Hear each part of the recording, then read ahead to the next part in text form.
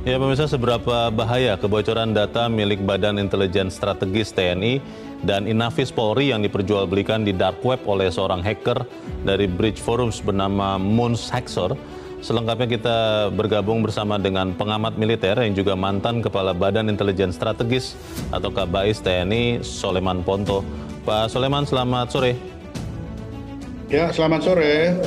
Ya, Pak Soleman, data dari BAIS dan juga Inafis Polri.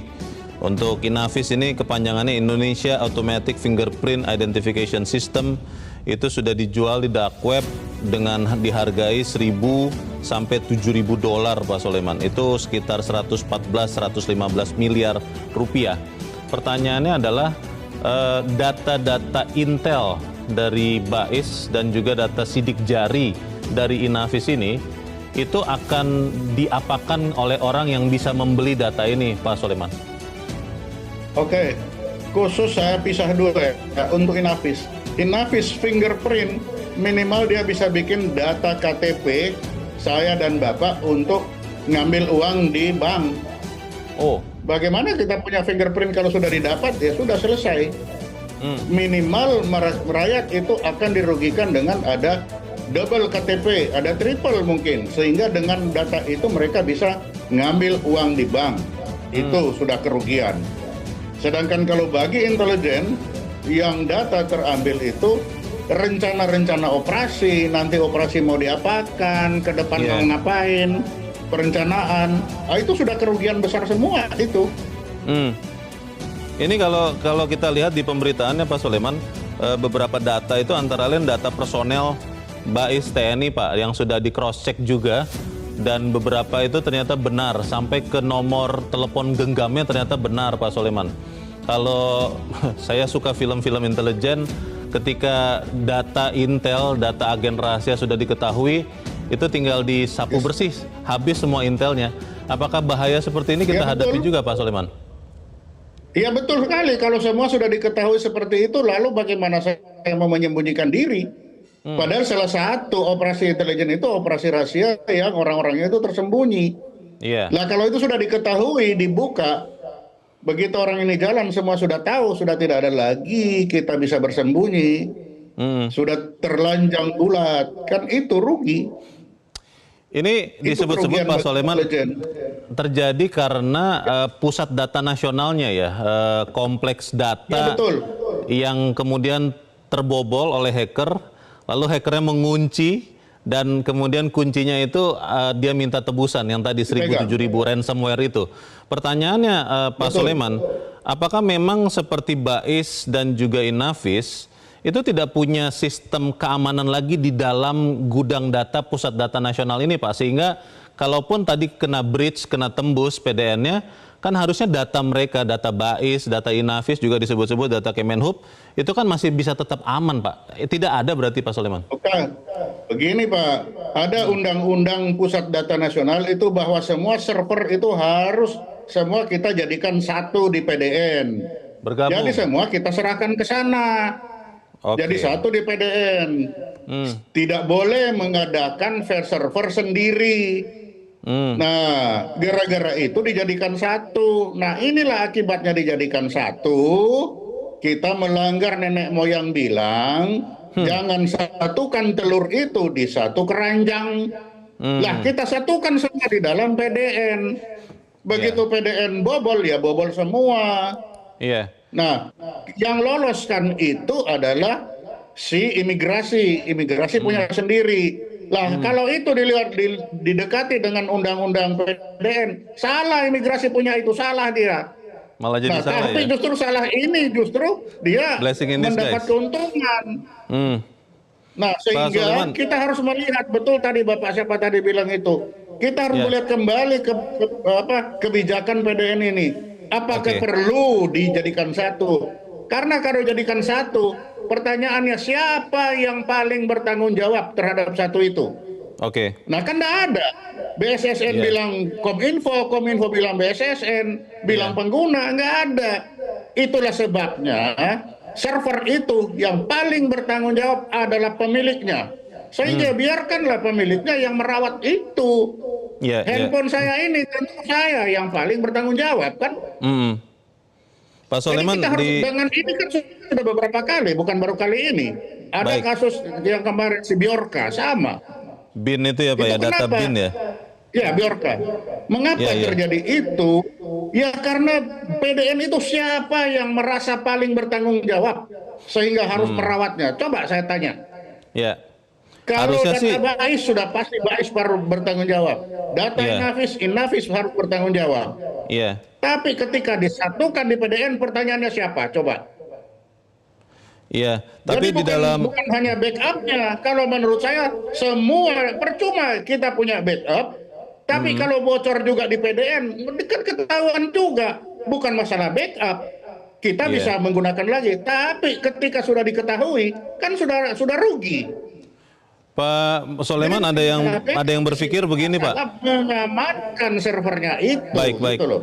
Pak Soleman ada yang mengusulkan seperti ini, karena ini sifat datanya sangat sensitif ya, data intelijen, personel Badan Intelijen Strategis, TNI, dan juga data fingerprint tadi Pak Soleman katakan ini bisa dengan mudah memalsukan banyak hal.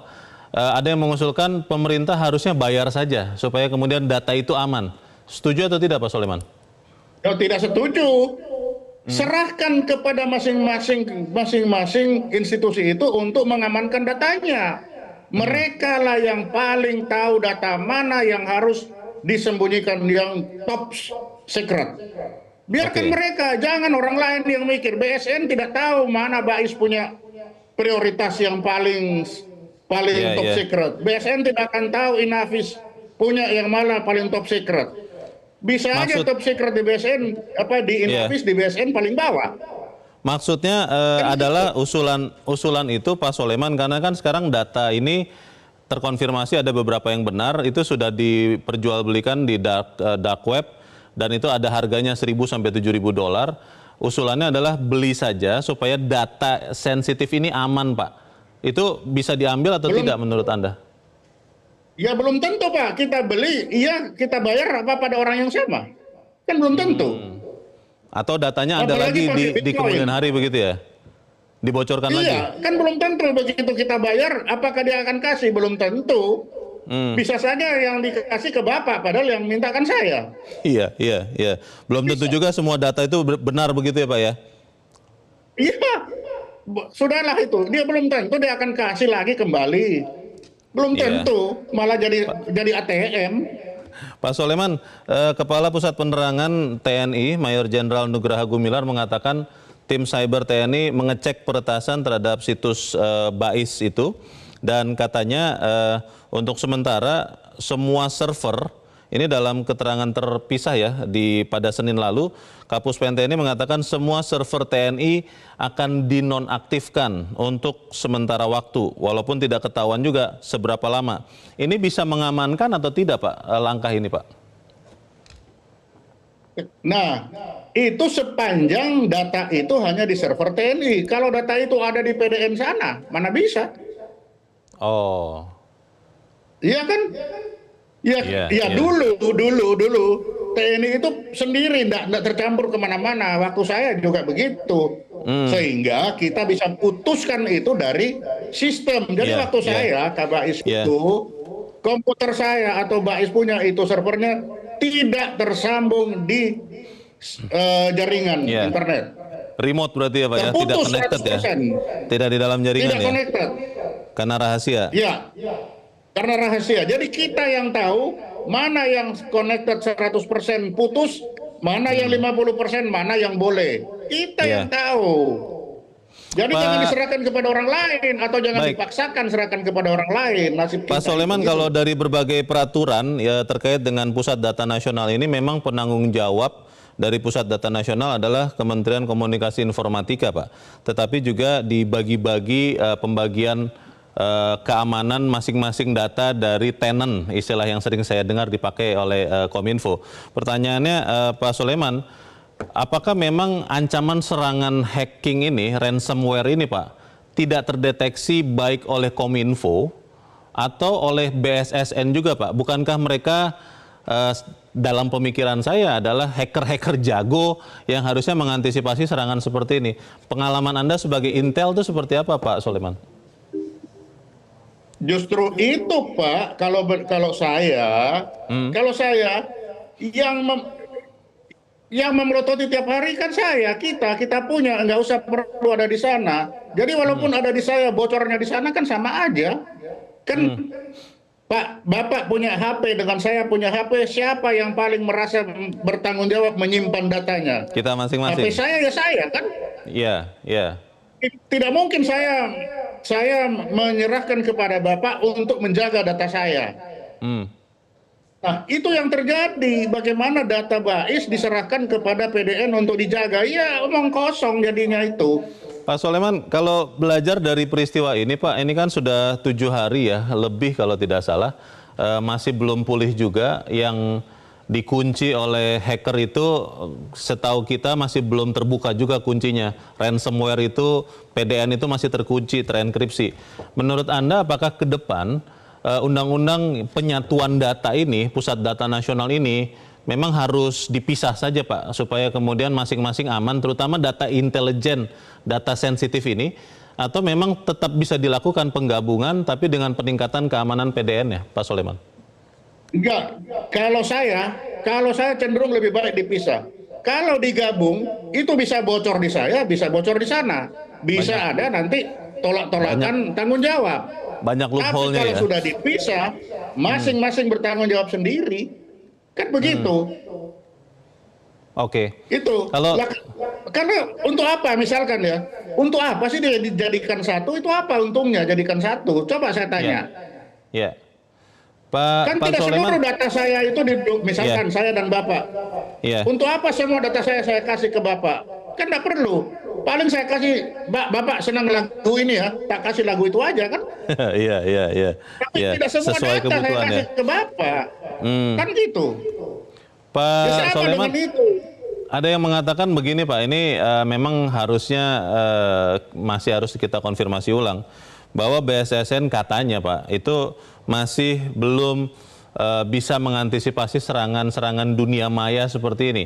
Sepanjang yang Pak Soleman tahu, bagaimana kemampuan BSSN kita dan juga kemampuan Kominfo, Pak? Pak, saya tahu betul dulu itu kemampuan kita. Kalau kita berbicara cyber, salah satu itu adalah persendian. Maka kita punya Lemsanak. Lemsanak itu kita jaga arwahnya itu supaya orang di Lemsanak mulai dari lahir di akademi sampai di atas. Untuk apa? Untuk kita tahu dedikasinya, kita tahu kemampuannya, supaya kita tahu dia ini berbuat apa. Ketika digabung menjadi Sandi BSSN, apa sekarang BSSN? Sandi jelas ada. Tapi cyber ini untuk siapa? Kan tidak jelas, sehingga apa? Ketika jadi BSSN ini, Sandi tidak, cyber pun bukan. Nah ini kalau bagi saya, dari dulu saya bilang BSSN inilah awal kehancuran kita. Karena di sana Sandi pun tidak, cyber pun bukan. Kalau Lemsanak sudah pasti Sandi itu, enkripsi kita hebat di situ. Kita jaga, minimal salah satu, enkripsi terjaga. Lah sekarang kan tidak. Enkripsi bukan, cyber juga bukan. Lalu coba contoh sekarang. PDN itu siapa? Lah kan Kominfo. Lalu BSN itu apa kerjaannya? Nah, apakah dia menjaga itu PDN? Kan juga tidak. Lah lebih baik data saya yang jaga. Inavis biar dijaga polisi. Kan begitu. Sehingga kita tahu ketika kita menginvest harga berapa alat yang saya harus beli, ya sesuai dengan berapa tingkat kerahasiaan data yang harus kita jaga, kan begitu, Pak? Ya, Pak Soleman, kan kalau kita melihat peristiwa ini, Pak, ini adalah breach atau peretasan dari Pusat Data Nasional Sementara 2. Jadi ada Pusat Data Nasional Sementara 1, dan Pusat Data Nasional yang disebut-sebut akan diresmikan 17 Agustus kalau tidak salah di daerah Cikarang di kawasan Jababeka atau di sana.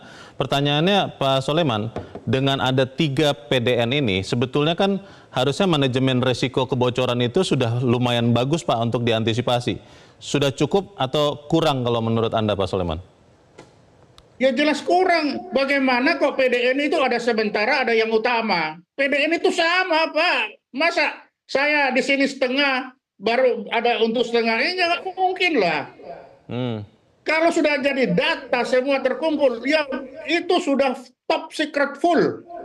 Mana ada sementara, ada yang utama. Ya itu nggak tahu logika berpikir bagaimana. Itu artinya apa? Mereka tidak tahu mempertanggungjawabkan data yang ada di PDN itu. Iya, Pak Soleman, ini pertanyaan terakhir. Itu sama aja dengan Bapak tidak tahu bagaimana mempertanggungjawabkan data yang ada di HP saya, kan sama aja. Pak Soleman, ini pertanyaan terakhir saya Pak. Melihat besaran kebocoran data ini ya, ini informasi terakhir yang kami dapat juga ada beberapa lembaga ini memang harus dikonfirmasi lagi. Dari situs X dikatakan lembaga data penanaman modal, data BPJS Ketenagakerjaan juga sudah kompromis. Pertanyaannya Pak, seberapa gawat sebetulnya kondisi ini? Apakah cukup dibiarkan saja Kominfo, BSSN, mungkin polisi dan TNI menyelesaikannya? Atau memang harus ada langkah yang lebih tegas lagi Pak, lebih terpadu lagi menurut Anda? Ya harus ada langkah yang lebih tegas lagi, dihukum itu orang-orang yang tidak bertanggung jawab terhadap ini. Bisa bayangkan kalau data tadi itu blank, kembali dari nol. Terbayang enggak Pak kalau data tadi kembali dari nol? Dihapus begitu ya? Apa yang mau dijadikan dasar pengajuan APBN misalkan? Iya. Gimana? Terbayang enggak? Iya Pak. Ya Sangat kan, gawat jadi bukan masalah diambil, tapi kita tidak bisa menggunakan data itu, kan begitu Pak? Baik, kita harap berapa jumlah banyak orang miskin sekarang, berapa banyak sekolah, berapa DTKS. banyak. Kalau itu hilang semua gimana? Iya. Kita harap memang pemerintah, baik, kita harap memang pemerintah segera mengambil langkah yang lebih tegas, yang lebih terpadu ya Pak, karena ini kelihatannya sesuatu yang tidak bisa kita lihat, tapi sebetulnya sangat berbahaya. Terima kasih penjelasan yang Anda berikan, pengamat intelijen mantan Kabais TNI